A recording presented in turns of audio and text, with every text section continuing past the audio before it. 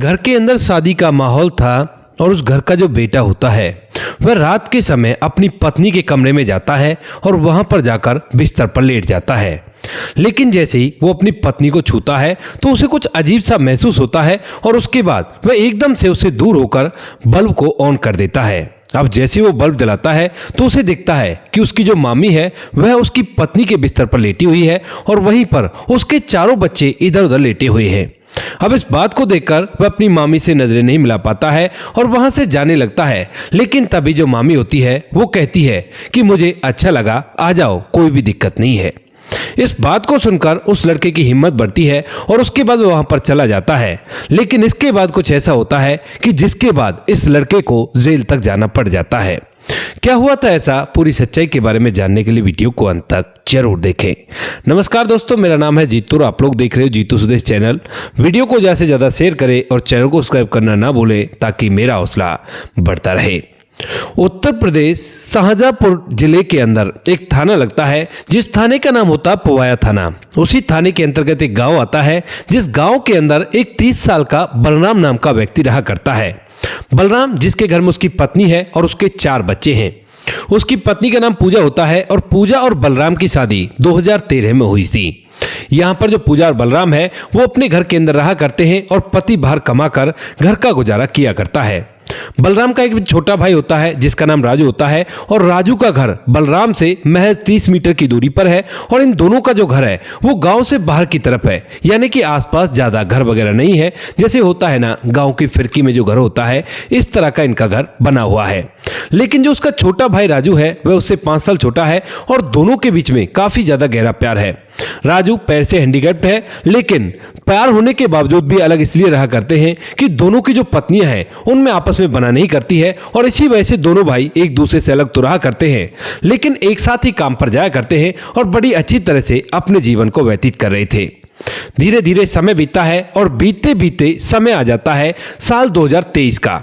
साल 2023 में यहाँ पर जो बलराम होता है उसकी जो बहन होती है उसकी लड़की की शादी होती है और उस शादी के अंदर इसको पूरे परिवार के साथ जाना था।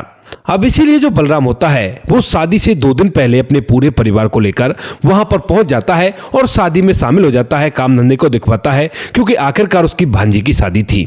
सब कुछ अच्छी तरह से चल रहा था। लेकिन जैसी धीरे धीरे शाम होती है तो शाम के समय उसका जो भांजा होता है जिसका नाम आदेश होता है उसकी शादी 2021 में एक मंजू नाम की लड़की से हुई थी और मंजू भी उसके साथ यहीं पर रहा करती थी।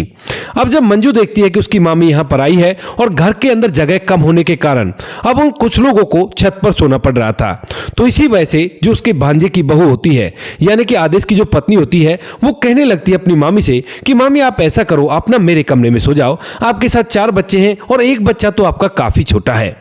अब इस बात को सुनकर पहले तो जो मामी होती है जिसका नाम पूजा होता है वो मना करती है, कहती है कि नहीं कोई बात नहीं, मैं ऊपर ही सो जाऊंगी। लेकिन वो कहती है कि नहीं कोई बात नहीं, बच्चे बीमार भी हो सकते हैं तो आप यहां पर सो जाओ, कोई भी दिक्कत नहीं है।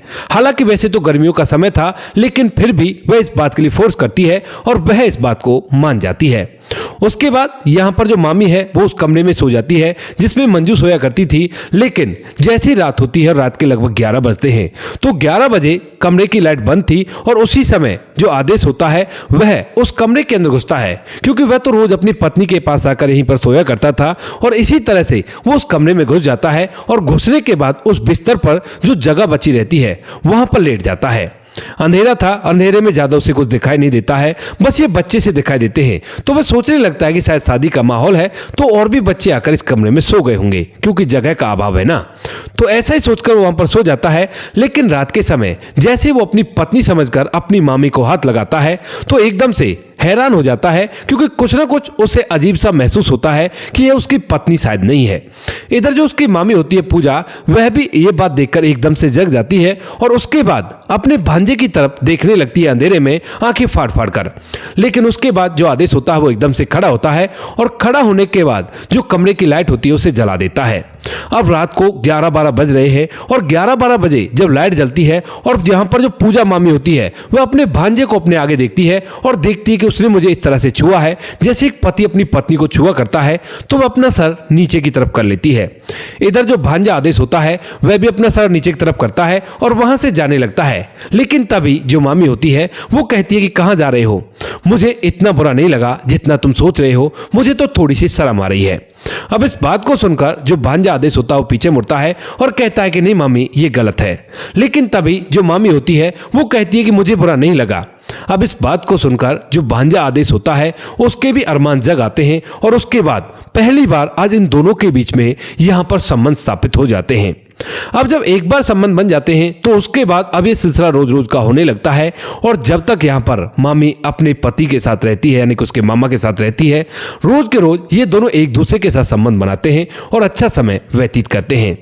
धीरे धीरे ये शादी कंप्लीट हो जाती है, किसी को कानो कान इस बारे में खबर नहीं होती है। लेकिन जब ये शादी कंप्लीट हो जाती है और यहाँ से जो बलराम होता है पूजा का पति अपनी पत्नी पूजा और बच्चों को लेकर यहाँ से वापस अपने घर चला जाता है, तो उसके बाद भी जो पूजा होती है उसका मन नहीं लगता और वह अपने भांजे से फोन करके वीडियो कॉल पर बातें किया करती है और बार बार उसे वहां पर मिलने के लिए बुलाया करती है। धीरे धीरे समय बीतता है और समय के साथ साथ इन दोनों का मिलना जुलना इसी तरह से चलता रहता है। 2023 में इनकी पहली मुलाकात हुई थी और धीरे धीरे समय बीतते बीतते अब 2026 आ जाता है। 2026 को 28 जनवरी 2026 की बात होती है जब शाम के समय जो बलराम होता है अपने भाई के साथ काम पर गया था तो वहां से वापस लौट रहा था। तो उसी समय गांव के अंदर एक भागवत का प्रोग्राम होता है। वहां पर जो बलराम होता है वो भागवत देखने के लिए कहने लगता है अपने छोटे भाई से। तो जो छोटा भाई होता है वह भी कहता है कि ठीक है भैया चलते हैं, कोई भी दिक्कत नहीं है। उसके बाद वो दोनों भागवत देखते हैं और भागवत देखने के बाद वहां से वापस लौटकर अपने अपने घर के लिए चले जाते हैं। धीरे धीरे थोड़ी देर होती है और थोड़ी देर बाद अचानक से जो छोटा भाई राजू होता है उसे अपने घर के अंदर से कुछ आवाज आने की बात होती है और उसके बाद जैसे वो अपनी झोपड़ी से बाहर निकलकर देखता है तो उसका जो भांजा होता है जिसका नाम आदेश होता है वह अपने दो दोस्तों के साथ बात करता हुआ आ रहा था। और जैसे राजू दूर से उसे देखता है तो सोचता है कि शायद यहां पर आया होगा, क्योंकि अक्सर वो आता जाता रहा करता है। इसी वजह से वो आराम करने के लिए सो जाता है। लेकिन जैसे 29 जनवरी 2026 की बात होती है सुबह सुबह की, तो सुबह सुबह उठकर जो राजू होता है वह अपने भाई के घर जाता है, क्योंकि आज उन दोनों को काम पर जल्दी जाना है। तो वो 6:30 बजे उसके पास पहुंच जाता है और वहां पर जाकर आंगन में से आवाज लगाने लगता है कि भाई आज ना जल्दी चलना है, जल्दी से तैयार हो जाना। लेकिन जैसे ही राजू यहां पर आवाज लगाता है तो उसके थोड़ी देर बाद अचानक से जो पूजा होती है उसके बड़े भाई की पत्नी यानी कि उसकी भाभी, वह एकदम से चीखते चिल्लाते बाहर निकलती है और कहती है कि देवर जी ये देखो क्या हो गया, बहुत बुरा हुआ है हमारे साथ। अब इस बात को सुनकर जो राजू होता है वह दरवाजे के अंदर घुसता है और जैसे दरवाजे के अंदर का नजारा देखता है तो एकदम से उसकी आंखें फटी के फटी रह जाती हैं और वो बहुत जोर जोर से चीखने लगता है। अब इस चीखने की आवाज इतनी तेज थी कि अड़ोस पड़ोस में जो काफी दूर कुछ घर बने हुए थे वहां से भी कुछ लोग इनकी तरफ आने लगते हैं और इधर जो राजू होता है वह अपने होश को संभालकर सीधा पुलिस के पास फोन कर देता है। वो लोग भी यहां पर आकर देखते हैं तो हैरान हो जाते हैं, क्योंकि जो उस घर के अंदर बलराम रहा करता था यानी कि पूजा का जो पति था उसको किसी ने इस दुनिया से विदा कर दिया है और बॉडी पे से सर को अलग कर दिया है। यह बात देखकर सभी लोग हैरान हो जाते हैं और जब पुलिस आती है और आने के बाद पूजा से और उन लोगों से पूछताछ करने लगती है, बॉडी का पंचनामा करके उन्होंने पोस्टमार्टम के लिए भेज दिया था।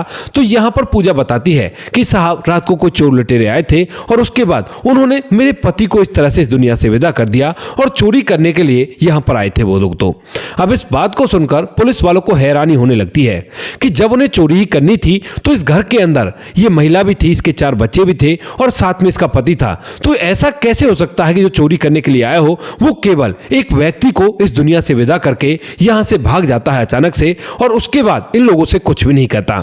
उसके बाद पुलिस वाले और भी उसे कई तरह से पूछते हैं तो बार बार कुछ ऐसी बातें सामने आ रही थी जिनसे पुलिस को थोड़ा थोड़ा शक होने लगता है। लेकिन तभी यहां पर बलराम का एक लड़का था जिसकी उम्र 5 साल होती है। जब पुलिस वाले उससे पूछताछ करते हैं तो वह कहता है कि अंकल आदेश भैया आए थे और आदेश भैया के साथ उनके 2 दोस्त भी थे। आदेश भैया ने, उनके 2 दोस्तों ने और साथ में मेरी मम्मी ने मेरे पिताजी को इस दुनिया से विदा कर दिया है।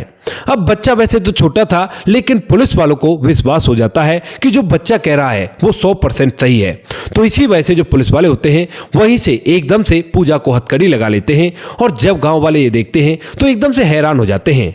लेकिन जो पुलिस वाले होते हैं जब पूजा को अपने साथ थाने ले जाते हैं तो वहां पर जाने के बाद अच्छी तरह से उससे पूछताछ करते हैं। तो पहले तो पूजा ऐसी बातें कहती है कि नहीं साहब ऐसा नहीं है, ऐसा है वैसा है, लेकिन जब पुलिस वाले सख्ती से उससे पूछताछ करते हैं तो यहां पर पूजा टूटती है, और टूटने के बाद पूरी कहानी बताती है।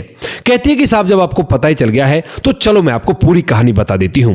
वो बताती है कि किस तरह से 2023 में जब आदेश की बहन की शादी थी तो वहां पर ये लोग शादी में गए थे, और उसी दौरान अपनी पत्नी समझकर वह उसके पास आकर लेट गया था। जब उसने उसे छुआ तो उसके शरीर में एकदम से करंट सा दौड़ गया, और उसके बाद जब वह वहां से जा रहा था तो उसने उससे ये कहा, और उसके बाद दोनों के बीच में संबंध बन गए।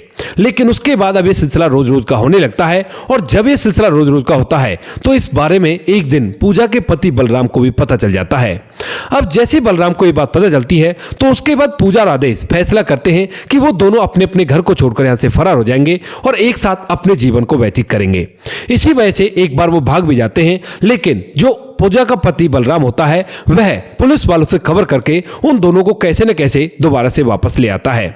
अब एक बार वह वापस ले आया था, लेकिन उसके बाद वो लोग फिर से भाग जाते हैं, लेकिन यहाँ पर पूजा का पति फिर से उन्हें रिश्तेदारों की मदद से वापस बुला लेता है। इसके बाद एक बार फिर से वो लोग भाग जाते हैं, यानी कि लगातार 3 बार वो लोग घर से भाग चुके थे, लेकिन बलराम कैसे भी कैसे प्रयास करके उन्हें वापस ले आता है और कहता है कि तुम लोग ऐसा मत करो और बिल्कुल से अपनी जिंदगी को आराम से जियो। लेकिन यहाँ पर जो पूजा होती है वह अब आदेश के बिना मानो रह ही नहीं सकती, तो इसी वजह से बार बार वह उससे फोन पर बातें किया करती, आदेश उसे मिलने की कोशिश किया करता, और जब बलराम उन्हें रोकता टोकता है तो यहां पर उसे लगने लगता है कि अब तो बलराम को इस दुनिया से विदा करना होगा और उसके बाद ही हम लोग एक हो सकते हैं।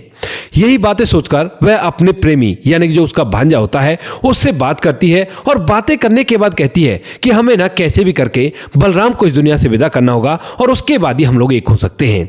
इसके बाद ये दोनों मिलकर प्लानिंग करते हैं, और प्लानिंग के तहत जो आदेश होता है वह अपने 2 दोस्तों को भी अपने साथ मिलाता है, और उसके बाद जब 28 जनवरी 2026 को जो बलराम होता है वह अपने घर पे आराम करने लगता है, तो उसी दौरान अचानक से पूजा उन्हें बता देती है, यानी कि अपने प्रेमी को, और उसका प्रेमी जो होता है वह अपने 2 दोस्तों के साथ वहां पर आ जाता है।